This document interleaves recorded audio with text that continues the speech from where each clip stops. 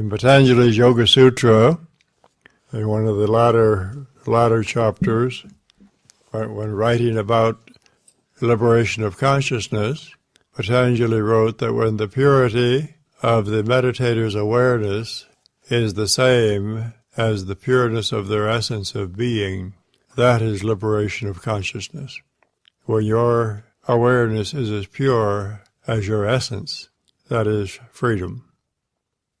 In chanting through the chakras, I was reminded of the symbolism of the chakras as set forth in the Mahabharata, a great epic poem of India, just prior to the inclusion of the Bhagavad Gita in that lengthy text. Bhagavad Gita is highly recommended as a study source for all Kriya Yoga practitioners, indeed for anyone intent on understanding higher realities and being self-realized and liberated. But in the Mahabharata story, prior to the Bhagavad Gita segment in the overall text, the 5 chakras are characterized in the text as brothers, 5 Pandava brothers. They're all sons of cosmic intelligence. The Bhagavad Gita is an allegory, so when you read it, you understand that it is an allegory, a novel or a story in which characters, actions, things represent moral and spiritual principles.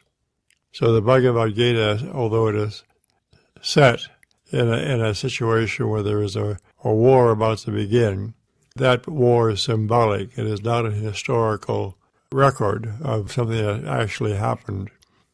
In the Bhagavad Gita, the opposing armies on one side are the forces of delusion, and on the other side, the forces of virtue. On the one side, the forces of delusion, or the characteristics of deluded mind, are challenging the spiritual aspirations of devotees. So the whole story about the battle that soon occurs is about an inner contest between our aspiration to be self-realized and the conditionings and attributes and influences of deluded mind. And the 5 Pandava brothers in the Bhagavad Gita represent the subtle influences of the chakras, or the 5 vital centers in the spine. Before the Bhagavad Gita story begins, Arjuna, who represents the lumbar chakra, and his 4 brothers, one which represents the base chakra, one which represents the second chakra, or the sacrum region, one which represents the dorsal chakra, and one which represents the cervical chakra. Arjuna and his 5 brothers go to a festival where a king who wants to marry his daughter off to a suitable young man has arranged an archery contest. There is a fish tied to a pole high above, and below the fish there is a wheel that is spinning so that the spokes are in the way and represent a little obstacle. And the archers who are competing have to shoot an arrow up through the spokes of the wheel into the eye of the fish, and moreover they have to do it by looking into a mirror on the ground and shooting this way. And the only one who succeeds is Arjuna. He is the master bowman, the master archer. So the attractive young lady, Draupadi, gets into the chariot with the 5 brothers, and they go home. And when they get home, one of the brothers said, "Mom, look what Arjuna won at the contest." And without looking to see what the prize was, she said, "Whatever it is, share among yourselves." And you thought the Gita was dull reading, didn't you? But remember, it's an allegory.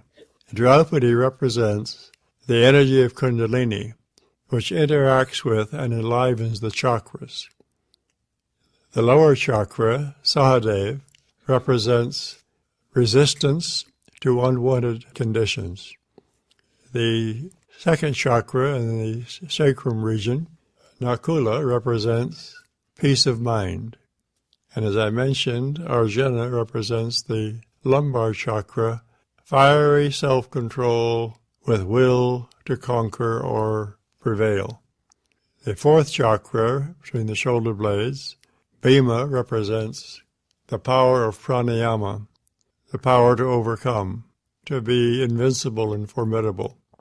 The fifth chakra, essence, represents discrimination, the ability to discriminate between truth and untruth.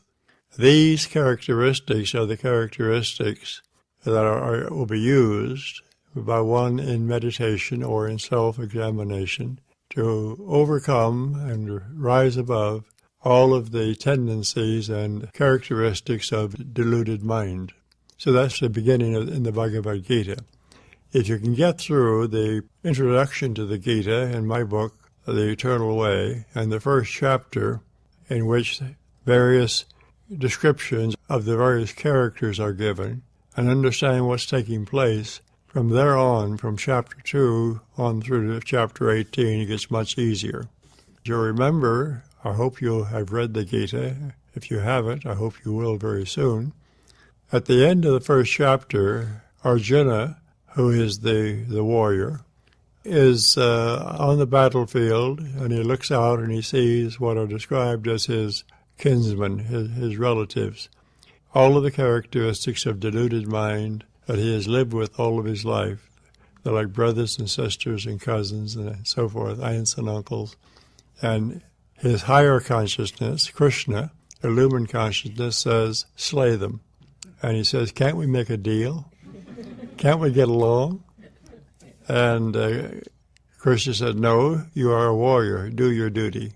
And Arjuna says, I can't, and he gives up, and he slumps over and bends down, and he says, I cannot do it, I will not do it. Master said that the slumping down is the indication of the devotee who, in meditating, gives up his quest to be self-realized and slumps, and allows his mood to overcome his mind and his aspiration that he once had to be self-realized. So this, in the Bhagavad Gita, the end of the first chapter, sets the scene for the author of the Gita to begin the dialogue, and has Krishna, enlightening consciousness, say to Arjuna, stand up, Arjuna. This behavior is not becoming a warrior spirit such as you are. Then he proceeds to go into the explanation of consciousness and one reality, the immortality of the spirit, and then chapters on karma yoga, right action without attachment to the actions or the results, devotion, meditation, and so on until they're at the very end in the 18th chapter. Arjuna is educated and motivated, and Krishna, enlightening consciousness, asks, now do you see, do you understand? And Arjuna says, now by your grace, my once forgotten knowledge has been remembered. I will do as you ask. I will do my duty. So it's a story of the devotees' need to face up to what has to be confronted and overcome in order to be self-realized. And of course, in yoga literature, there are more descriptions related to the chakras, colors, sounds that can be heard in meditation related to each chakra or essence of each chakra, and even bija or seed mantras to be chanted at the chakras to enliven them.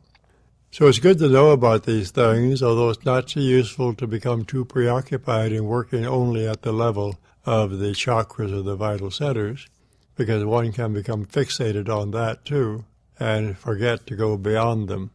So it's useful to understand the subtle anatomy that we have and then transcend it.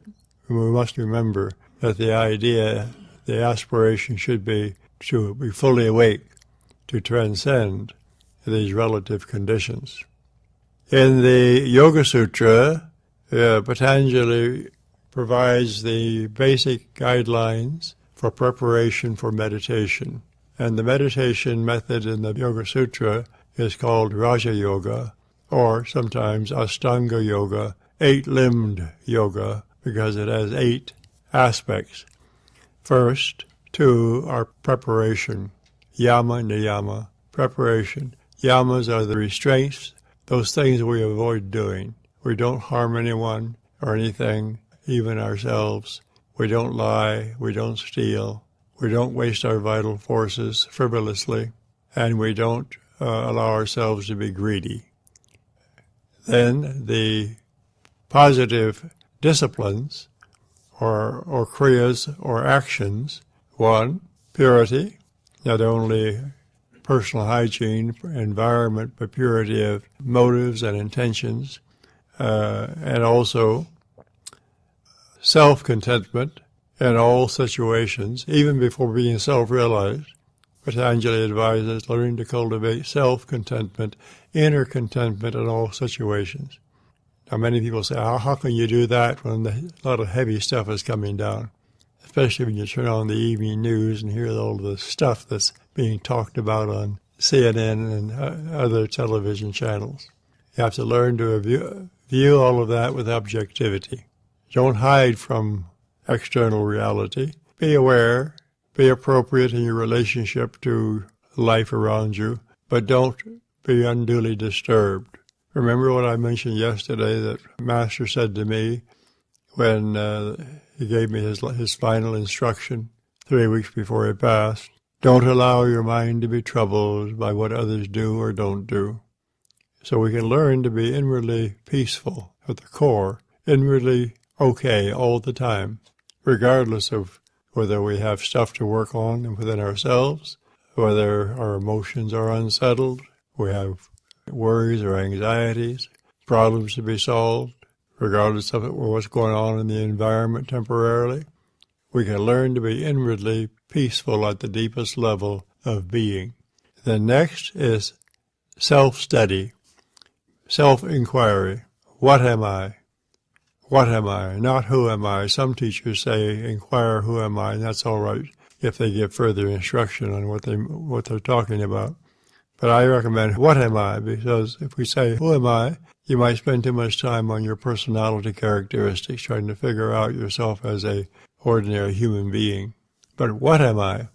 Well, you are a unit of consciousness. You are a unit of the pure essence of ultimate reality.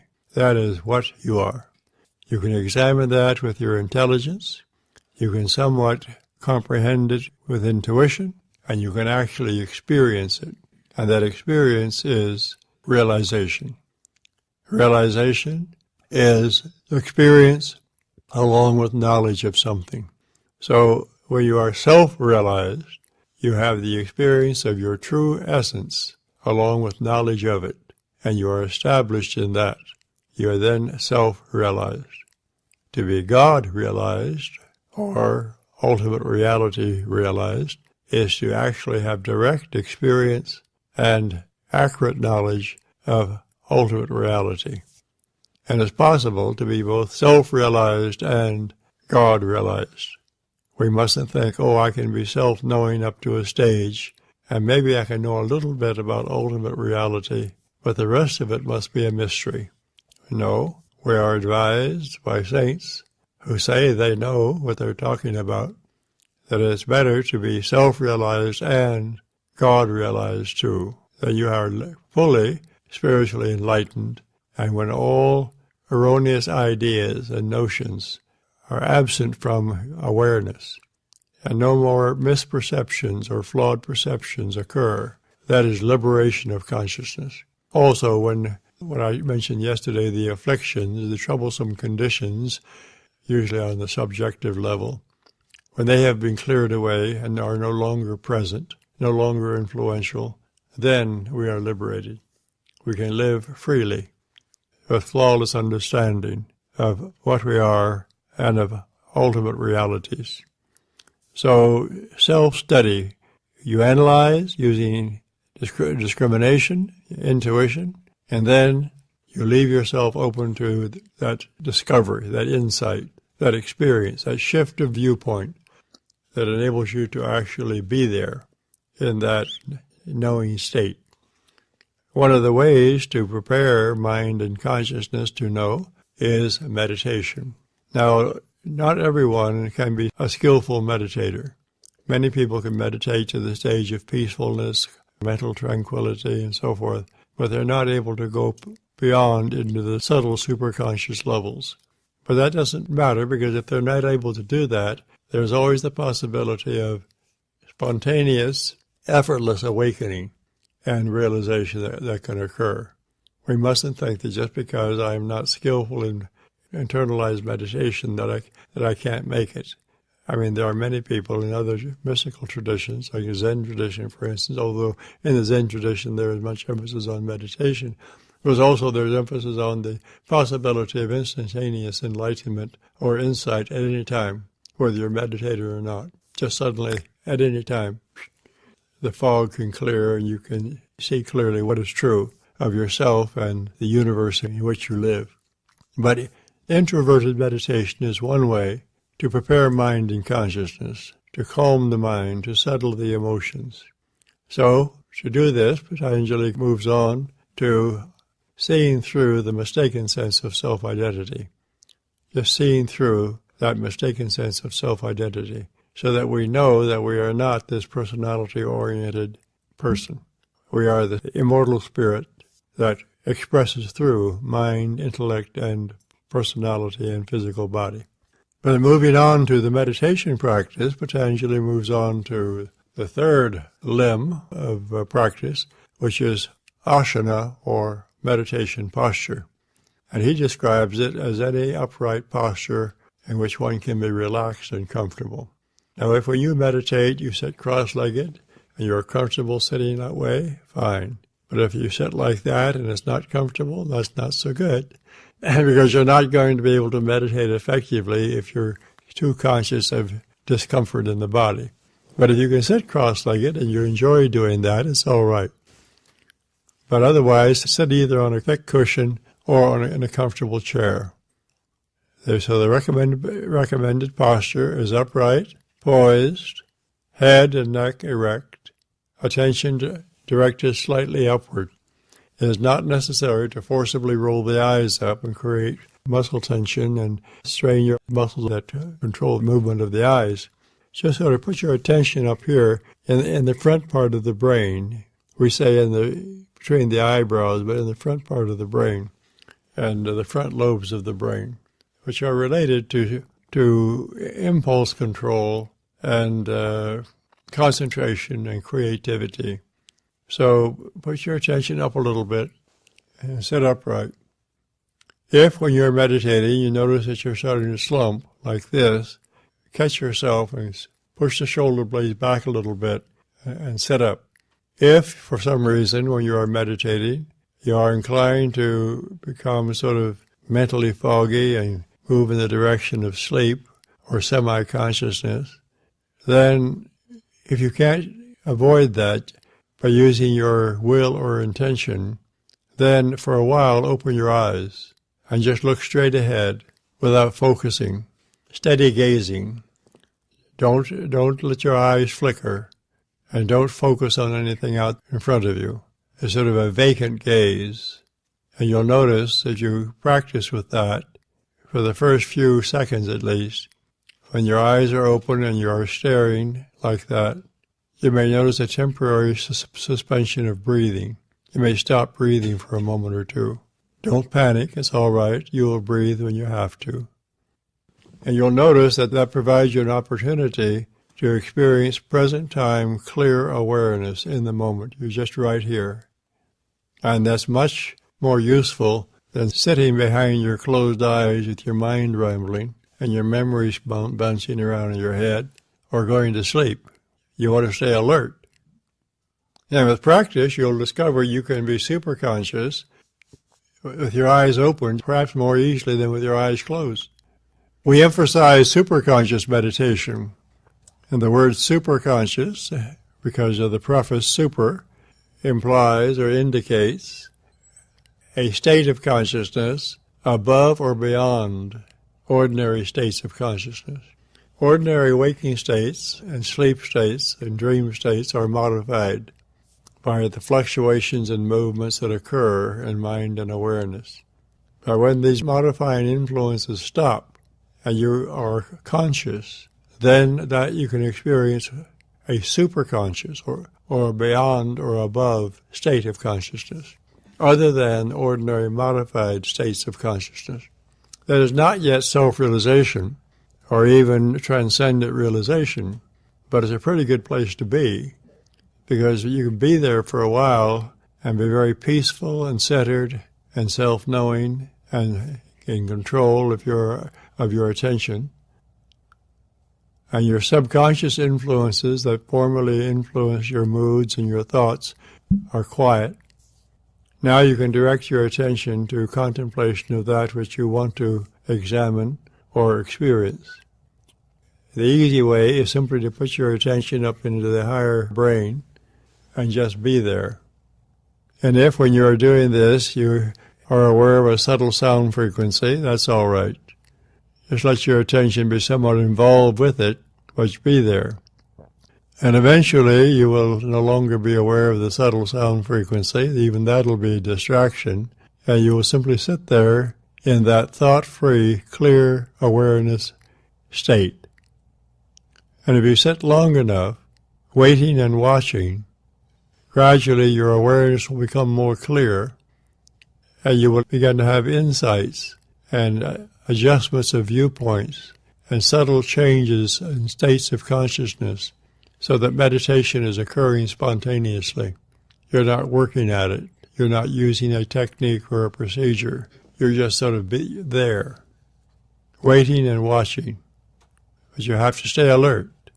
We read these stories of people, yogis, times past, maybe present, who sit for hours in meditation, and we wonder what's going on inside their heads. Are they doing mental math? Are they recalling their childhood? Are they off into fantasy? Or just what's going on? Are involved with astral perceptions? If they're doing it right, they are right there, fully alert in the moment, watchful. And in time, due time, when the awareness becomes completely clear, and the meditator's awareness is as pure as his or her essence of being, then that is spiritual enlightenment at the stage of liberation of consciousness. And then when one comes out of that meditative experience, with practice one can inwardly maintain that awareness while interacting with others, performing duties, doing whatever it is one does, without any diminishing of that awareness of being. Yesterday I mentioned different stages of what are called samadhi, or identification of attention and awareness with an object of perception. Joyousness, light, a sense of awe, compassion, love. When our awareness is identified with these objects of perception, and then we come back literally to our mind after meditation, we have the memory of how it was when we were identified with that object of perception, but there is still the coming out of that back to our former points of view. But when we are self-knowing and our awareness is completely clear, and we can maintain that self-awareness when we are not meditating, that is a superior state of consciousness. To use some Sanskrit language, and I won't overdo it, absorption of attention and awareness in an object of perception is called a samadhi with that support. Clarity of awareness and awareness of being, of one's essence, without the support of thoughts or feelings, light, sensation, is meditation without the support of objects, or nirvikalpa samadhi. The first is called salvikalpa samadhi, oneness supported by an object of perception. The other is called nirvikalpa. Nir means not identified with objects of perception. And then there is a further state of samadhi or self-realization called sahaja samadhi. Sahaja means spontaneous, ever-present spontaneous awareness of the truth of what is, without any diminishing of that awareness. That's the state, or that's the consciousness you want. It's not even really called a state. It is simply consciousness, the realization. And when you have that, then you are completely liberated, completely free, completely self-realized. So that's the ideal. So remember, when the purity of our awareness is the same as the purity of our essence, that is liberation. So when you're contemplating in meditation, you ought to contemplate something with which to either identify or to apprehend, to experience. Contemplate the purity of your essence. Imagine it first, and then wonder about it, and then endeavor to be aware of what it is. And in time, with regular practice, you become more skillful, more proficient in the practice of meditation. Frequent practice of samadhi or self-realization that is not yet permanent, in time purifies our awareness so that in time our realization is permanent. It doesn't change. Someone asked Paramahansa Yogananda on one occasion, "How will I know when I know? How will I know when I'm there?" And he said, "You will know when you know. When you know it, you will know it. If you have to go ask somebody, am I there yet? You're not there yet." Although, while you're on the trail, or on the right track, if you have a mentor or a teacher with whom you can speak now and then and have them check you out, it's all right. Or you can read the Bhagavad Gita, Yoga Sutras, and other writings of saintly people, self-realized people, and you can have descriptions of what that realization is like. In the Yoga Sutra, we move on from posture to pranayama, either regulated breathing to result in free-flowing life forces or spontaneous free-flowing life forces when meditating, flowing upward, to the next stage, which is called internalization of attention, where attention is withdrawn easily from externals, from subjective conditions, that is, from conditions at a deeper level of your being, and your attention is internalized, directed inward. Now you can concentrate. Before that, you couldn't concentrate completely because you're somewhat aware of external conditions. But now you can concentrate. So Patanjali mentions in his text that the first 5 limbs of this form of meditation practice, things we avoid doing, the things that we intentionally do, proper posture, pranayama, free-flowing of life force, inward and upward, and internalized attention. These first 5 limbs, he says, are external practices. So now we get to the 3 internal practices. Concentration, one-pointed flowing of attention on that which you want to examine or experience. Steady concentration, undisturbed concentration, is meditation. Continued meditation or undisturbed concentration on the meditative object results in either unification of attention with it or transcendence, which is called samadhi, oneness consciousness. So Patanjali mentions that these last 3 stages, concentration, meditation, and absorption of attention or identification with the meditative object, are internal practices compared to the 5 external practices. And then it goes beyond that, and he wrote that transcendent realization is internal compared to the last 3 stages, which we call internal as compared to the external. The last 3 then become external compared to the transcendent realization. So in the 3rd chapter of the Yoga Sutra, most of which is devoted to description of the exceptional powers or exceptional powers of perception and abilities of one who is self-realized, or at least the exceptional powers of perception and abilities one might have if one might spontaneously be present or might be actualized. Patanjali, in that chapter, devotes considerable amount of time to describing the results of concentration, meditation, and absorption of attention in objects looked at or examined that result in the exceptional powers of perception and exceptional abilities, or so-called powers of accomplishment, or signs of accomplishment, which are called siddhis. The word siddha means one who has accomplished. Siddhis are the powers of accomplishment or the indications of accomplishment. But Patanjali recommends using the ability to concentrate, meditate, and experience identification with the object or breakthrough to transcendence, to use those abilities to be self-realized and to have consciousness liberated, not to become sidetracked with the possibility of demonstrating a lot of exceptional abilities. It's all right to use exceptional abilities to live effectively, as long as that is not our major focus, to be a miracle worker, and especially to show off to others how skillful we are, or to demonstrate how much we know.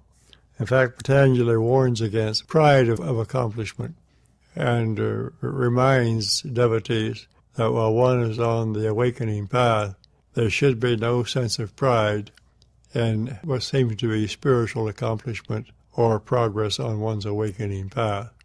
There can be satisfaction or a pleasant feeling if one is making progress and recognizes that progress is being made, but one shouldn't be proud of the fact that I'm at this level and the rest of you poor devils are down here someplace. Or look what I have attained. Look how wonderful I am. So humility is a characteristic of one who is intent on illumination of consciousness and liberation of consciousness. And humility is simply the lack of egotism, the absence of egotism. I mentioned yesterday, egotism is defined as an inflated or a greatly exaggerated sense of self-importance. So it's much better to be humble, that is, without egotism, and to be intent on our spiritual awakening path until we are fully spiritually awake. And even then, there can't be any egotism. You can't have egotism and enlightenment coexisting.